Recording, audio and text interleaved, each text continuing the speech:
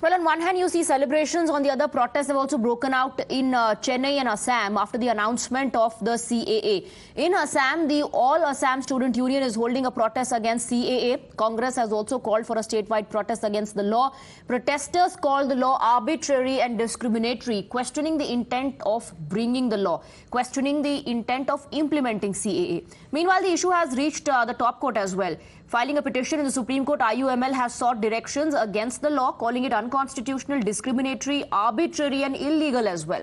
The petition says religion-based citizenship singles out Muslim migrants and is discriminatory. Also says that there are nearly 250 petitions against it pending with the top court. Remember, Assuddin Owaisi had also claimed the law would make Muslims second-class citizens. While the fear-mongering continues, there are some who have also appealed for peace. Indian Muslim Jamat President Maulana Shahbuddin Razvi welcomed the move. मैं इस कानून के लागू किए जाने पर इसका इस्तकबाल करता हूं, स्वागत करता हूं। इस कानून के ताल्लुक से मुसलमानों के दरमियान बड़ी गलतफहमियां हैं। सीए कानून से सिर्फ अफगानिस्तान, पाकिस्तान, बांग्लादेश से जो गैर मुस्लिम आए हैं, भारत में सालों से रह रहे हैं और इनको शहरियत, नागरिकता नहीं मिली है, तो ऐसा कोई कानून नहीं था कि इनको नागरिकता प्रदान की जाए, दी जाए।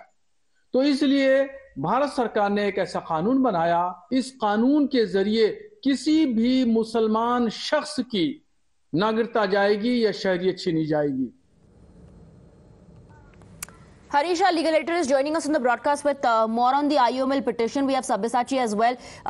Harish, tell us about the status of the multiple petitions against CAA. To add to it, IUML has also filed a petition calling the law arbitrary, discriminatory and illegal.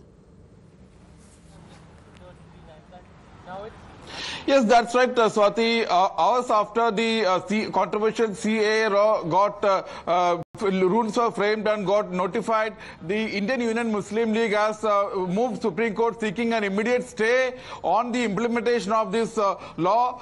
In fact, the main argument is that when all these petitions, around 250 of them, remember IUML is the lead petition in the pending matters in Supreme Court. IUML has argued that when the matter came up for hearing in 2019, then Attorney General K.K. Venugopal said that there is no need to stay the law because as of now it's not been, rules have not been framed, it's not going to be implemented anytime soon. So therefore, this court does not need to stay it. So, but now IUML says that now that the rules have been framed, the CA has been notified. Now let the implementation be stayed till the Supreme Court adjudicates on these 250 petitions which have challenged the constitutional validity of CAA. And if we can wait for 4.5 years, why can't you wait for the Supreme Court judgment? Why should you rush through the implementation? This is the question primarily the IUML is asking. And as you rightly said, another big argument is that IUML calls the CAA as unconstitutional, arbitrary, discriminatory,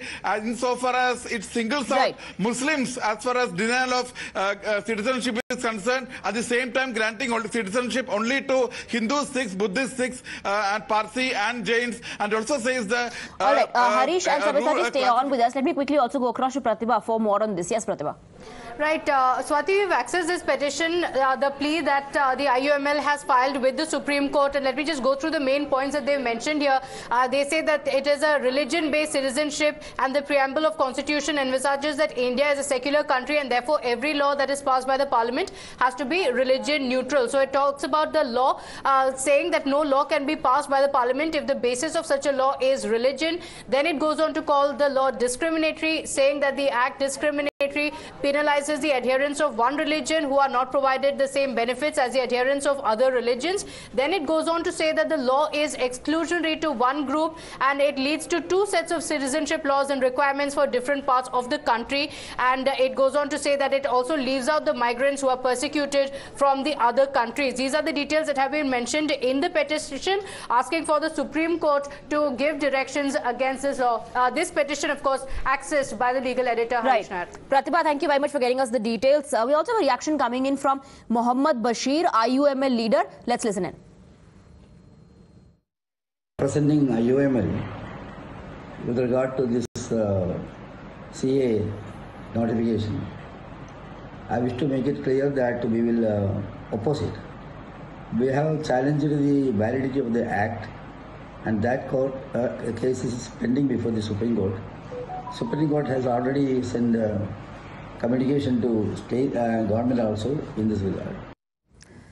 Sabyasachi is also with us on the broadcast. Sabyasachi, on one hand, you see celebration. Of course, people who are going to benefit from this and get Indian citizenship are welcoming the move and celebrating. There are others who are protesting. Then there are some who are involved in fear-mongering as well.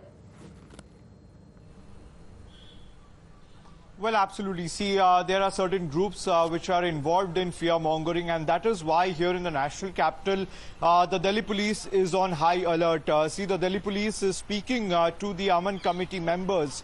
The Delhi police clearly have told that strict action would be taken against any individual who is found to be spreading misinformation or misconception surrounding the CA. And that is why since yesterday, massive deployment of the Delhi police as well as the security central forces could be seen in different areas of the national capital, and continuous flag marches being carried out by the Delhi police as well.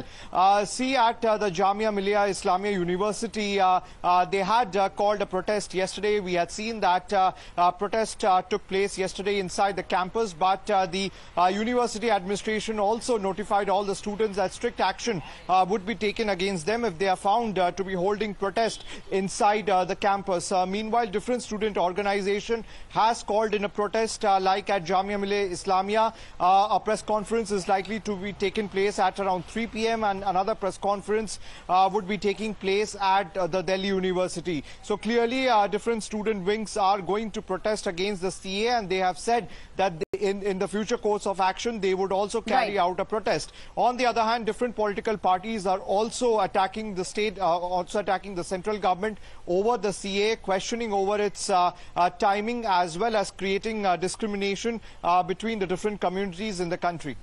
All right, Sabyasachi, Harish, thank you very much for getting us the details. We'll keep coming back to you for the latest. For the moment, a quick break.